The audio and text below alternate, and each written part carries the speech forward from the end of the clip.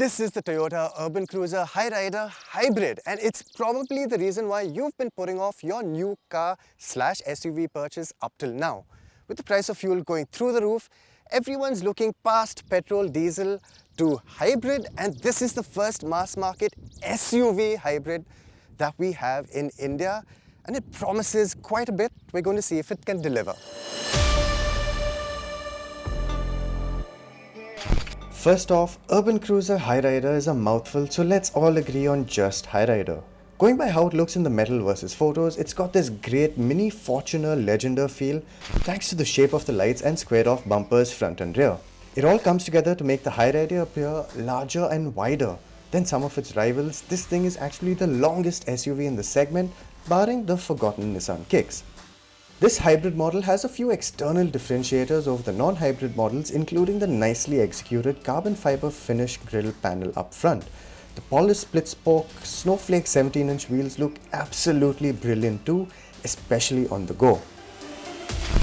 What do you think of the Hyryder styling versus its rivals? Let us know in the comments, and as always, please do like this video, share it and subscribe to the OVERDRIVE YouTube channel.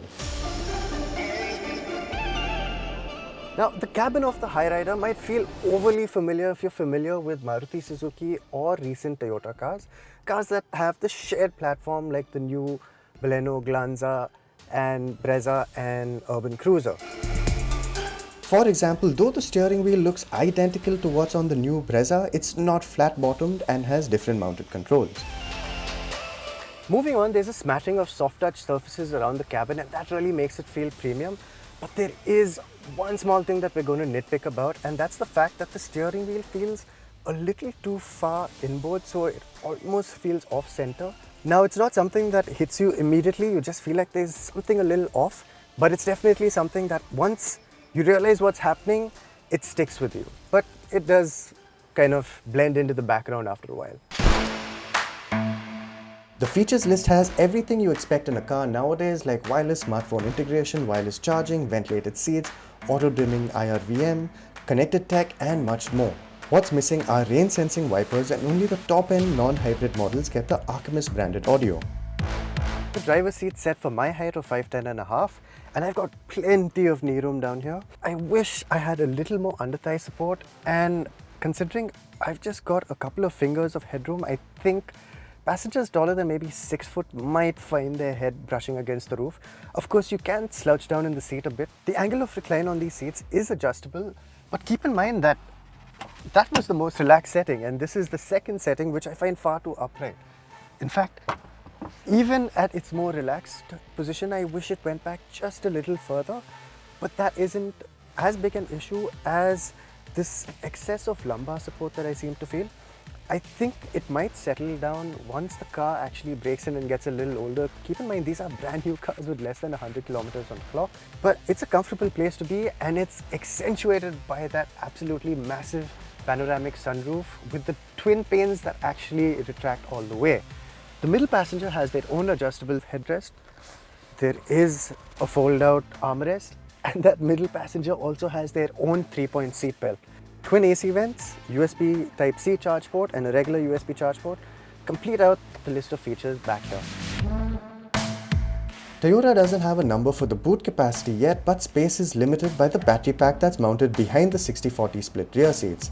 The boot is wide, but stacking luggage will foul with the parcel tray. If you've got an airport run or a long trip with a load of luggage, consider leaving the parcel tray at home.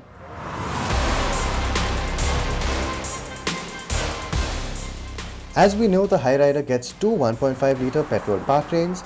Neo-drive variants have the Maruti Suzuki K15 4-cylinder engine with a 5-speed manual available in front-wheel drive or all-wheel drive, or a 6-speed automatic front-wheel drive variant. Now, the variant that we are most interested in is the hybrid, and that's actually the one that we're getting to drive today. It's powered by a 1.5-litre 3-cylinder petrol engine, naturally aspirated, running the Atkinson cycle. It puts out 92 PS of power and 122 Newton meters of torque.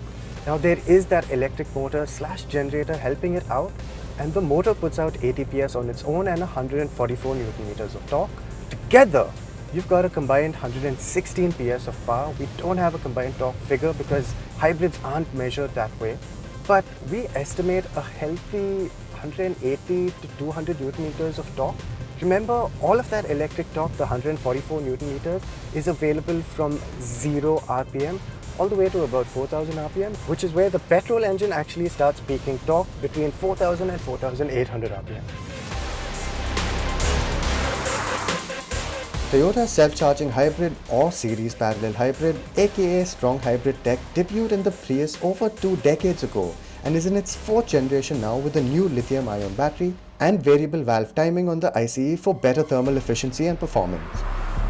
Now the hybrid system works a little differently than the hybrid system you may or may not be familiar with in the Honda City Hybrid. How it works here is actually far simpler and maybe a little more ingenious.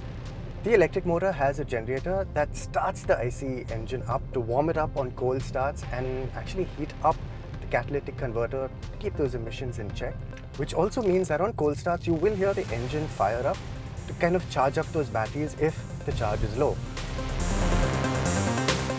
Versus the hybrid tech in the Honda City eHEV, for example, in the Hyryder Hybrid, the engine drives the front wheels directly via stepless eCVT, often also charging the battery at the same time. An EV-only mode allows for pure electric driving under speeds of 40 km per hour and at low throttle openings if there's enough charge in the low-capacity 0.76 kWh battery. EV-only range is not a figure that Toyota discloses because there's just so many variables. It does have an EV mode button which forces it into electric-only mode, but the system figures out what's best for it in keeping the battery between 40 to 60%.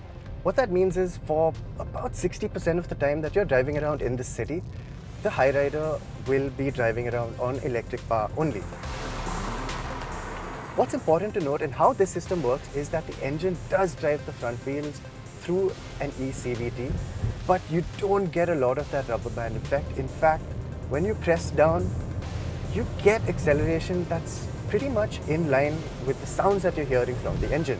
That being said, the Hyryder doesn't like really stepping down on the throttle because there is a delay in the response and it doesn't feel particularly quick, though it is adequate. In the driving conditions that we expect most people to actually use the Hyryder most of the time, it feels perfectly seamless and there definitely always is enough on tap to get you going. While we didn't get a chance to test the efficiency, the instrumentation did display numbers as high as 23 km per litre with a mix of urban highway driving. One thing worth noting is that when you do ask for more from this drivetrain, it does deliver in a slightly more natural way than we've seen with the Honda City Hybrid.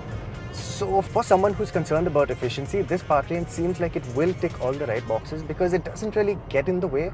You don't feel the tech working, it just works. And that's exactly what a good hybrid system is supposed to do. To give you a better idea of what the Hyryder Hybrid sounds like when you go flat out, here's a 0 to 100 kmph test with the V-Box strapped in. So it gets off the line cleanly with the traction control turned off. Still no real wheel spin or anything. We're getting up. That's 100. 12 seconds, not bad.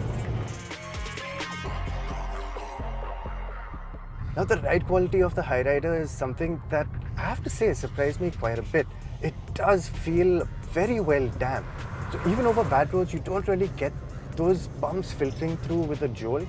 It does feel like it's soaking up quite a bit. That does mean that there is body roll, but again, it's very well controlled.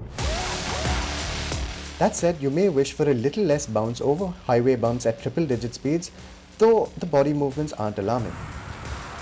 The feel from the steering also feels pretty well judged, and though the drive modes don't affect the steering weight, what it comes with doesn't really leave you wanting for more. It's got just enough precision and feel for you to not really complain about things. It feels pretty rock solid and confident at high triple-digit speeds on the highway. The Hyryder also handles more than adequately well. It is a front-wheel drive car, so you do feel the front end start to push a little bit when you try and carry too much speed into a corner.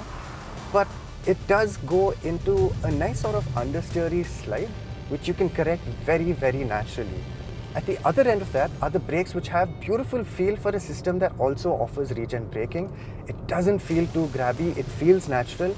And if you want more engine braking, you just have to slot the gear lever into the B mode, which makes it feel a lot more like a regular ICE powered car.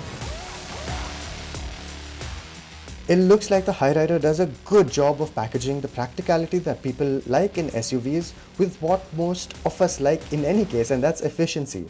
This is one hybrid that might not need you to give up too much for that extra efficiency and lower emissions. We expect pricing on the Hyryder Hybrid to be very competitive against the diesel automatic variants of its chief rivals.